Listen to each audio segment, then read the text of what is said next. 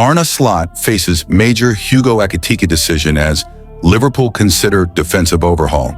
Liverpool are next up against Galatasaray in the Champions League, with Arne Slot facing some selection posers. Liverpool head coach Arne Slot. Liverpool were on the receiving end of late drama this time when they were beaten 2-1 at Crystal Palace on Saturday afternoon in the Premier League. Ismaila Sarr put the Londoners ahead early on, and although substitute Federico Chiesa equalized in the 87th minute, Ekitike notched deep into an elongated additional period to send the Reds tumbling to their first top-flight loss of the campaign.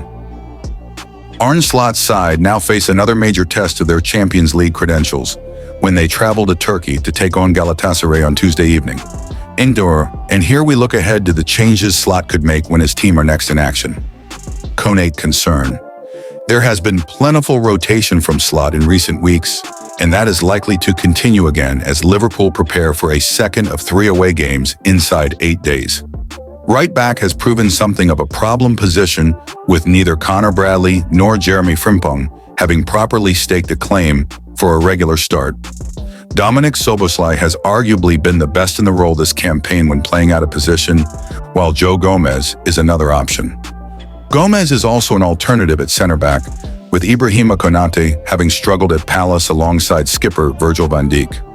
Wataru Endo could also feature in defense over the coming months, with Giovanni Leoni now out for the season. At left-back, Milos Kerkez has edged ahead of Andy Robertson once more, although the latter has started Liverpool's 2 midweek games so far this campaign, including when scoring in the Champions League opener against Atletico Madrid.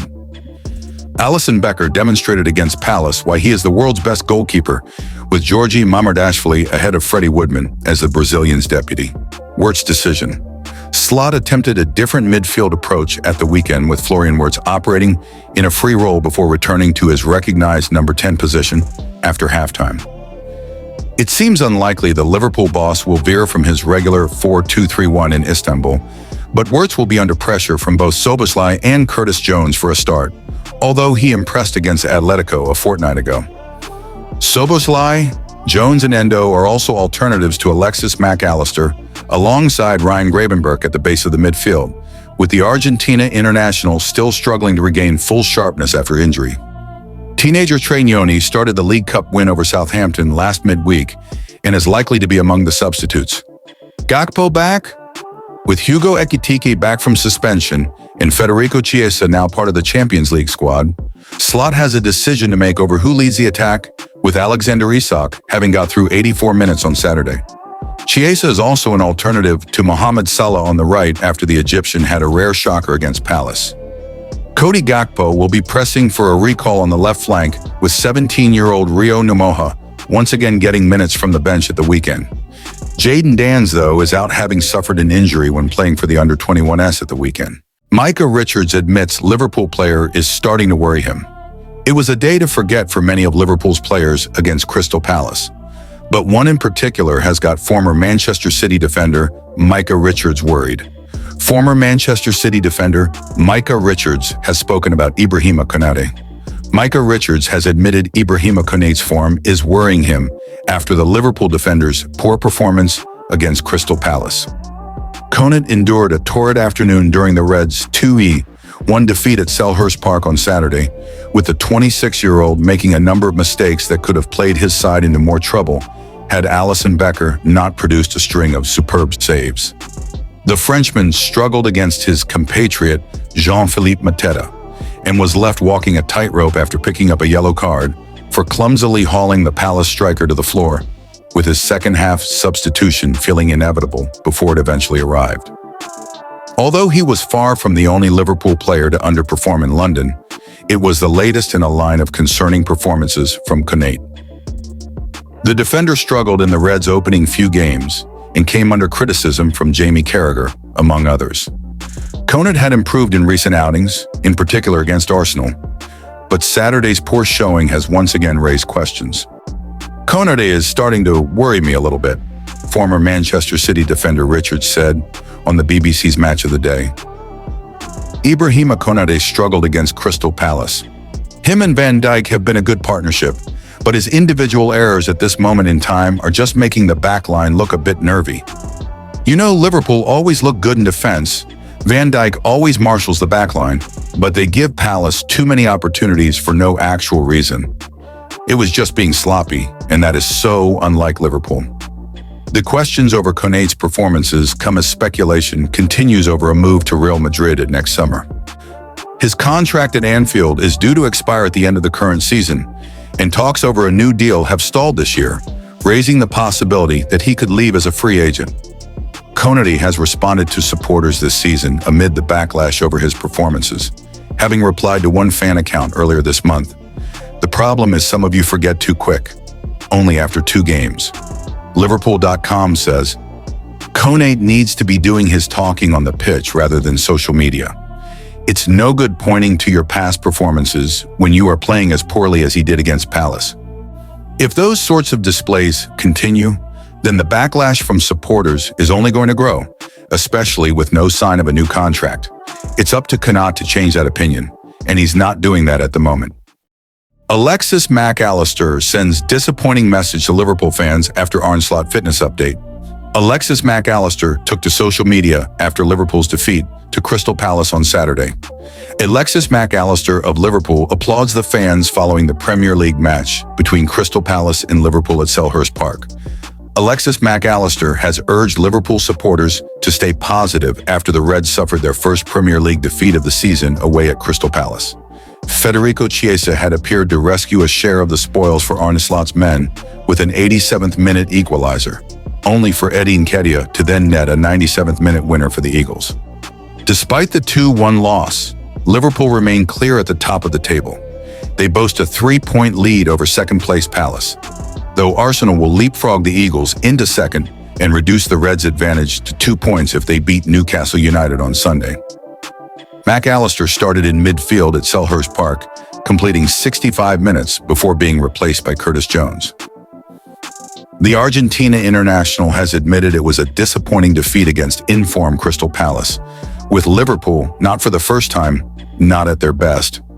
But the 26-year-old has called for positivity as he looked ahead to the Reds' trip to Galatasaray on Tuesday night. Disappointing afternoon, he admitted on Instagram. Time to analyze, rest and go again on Tuesday. Long season ahead, so let's keep positive and go for it. Mac Allister is one of a number of players yet to hit top form for Liverpool as he continues to build his way back up after long-term injury.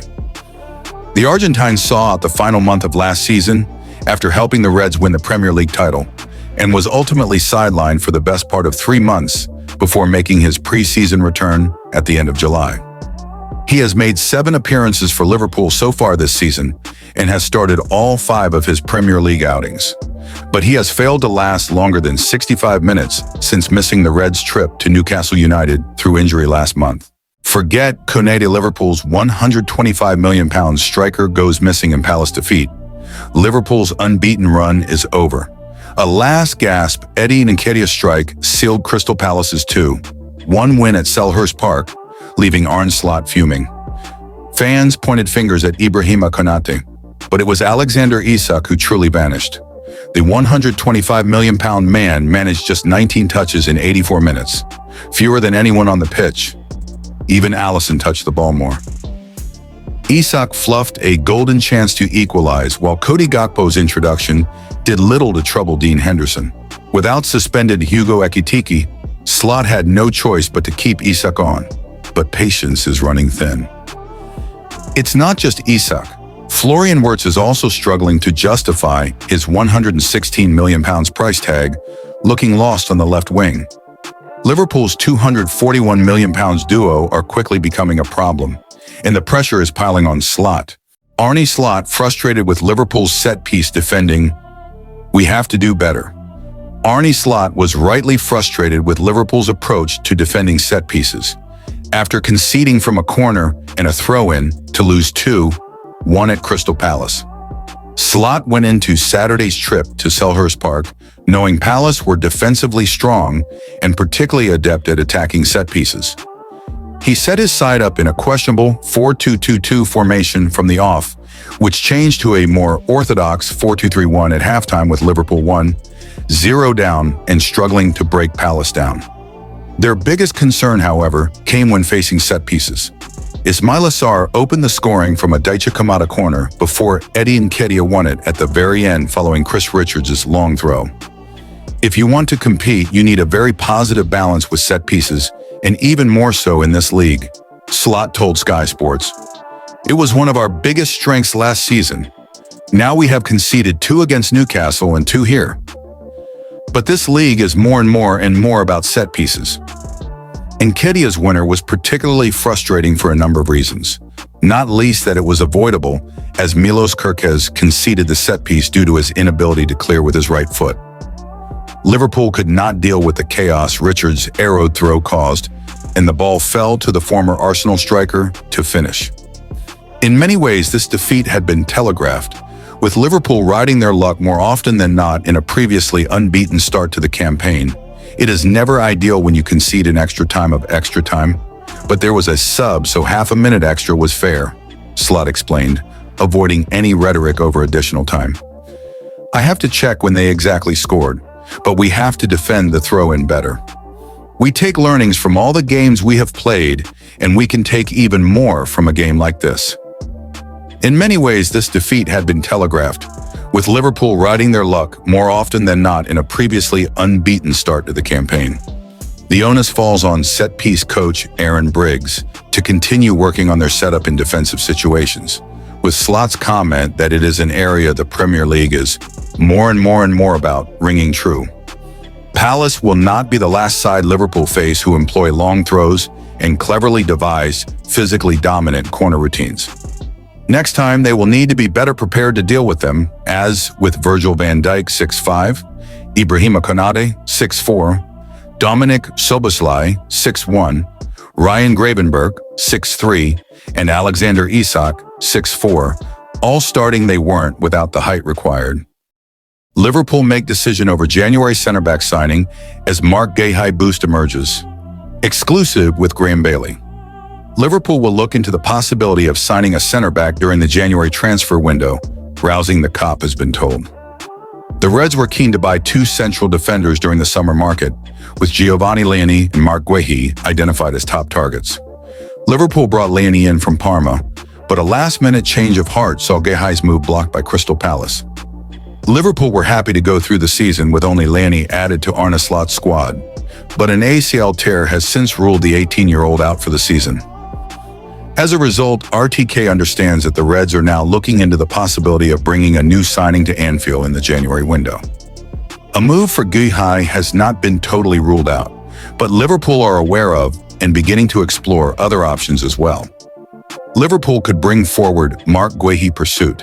Liverpool had clearly not anticipated a need to add another center half before the end of the season, and were not understood to be planning a January approach for Guéhi. However, Leoni's injury means a winter move is being considered at Anfield, although much will depend on the asking price from Crystal Palace. Palace chairman Steve Parish is still understood to be keen to recoup a fee for Guéhi, and RTK have been told that the Eagles may only sell for £20-25 at him. For Liverpool, that is likely to be too high a fee for a player who can be signed for nothing 6 months later. Nevertheless, it is understood that the Reds have not ruled this out completely.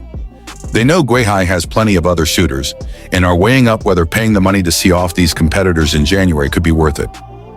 In that respect, the option of a mid-season move is being seen as a potential boost by some inside Liverpool, with other clubs such as Bayern Munich and Barcelona only willing to wait until the end of the campaign. Dayot Upamecano and Charlie Cresswell could be options. Although he remains their first choice target, Guéhi is not the only player Liverpool could look to sign in January. Dayot Upamecano is in an identical situation to the Crystal Palace captain at Bayern Munich, and Liverpool could look at the Frenchman depending on the fee demanded and the state of their center-back options at the time. As RTK exclusively revealed last week, Liverpool are monitoring Upamecano, and while a summer move is more likely, a January approach cannot be ruled out. Meanwhile, Liverpool are aware of other potential targets. Toulouse's Charlie Cresswell is one player they have scouted and is someone who could be on the radar again should they choose to wait for Guéhi and/or Upamecano.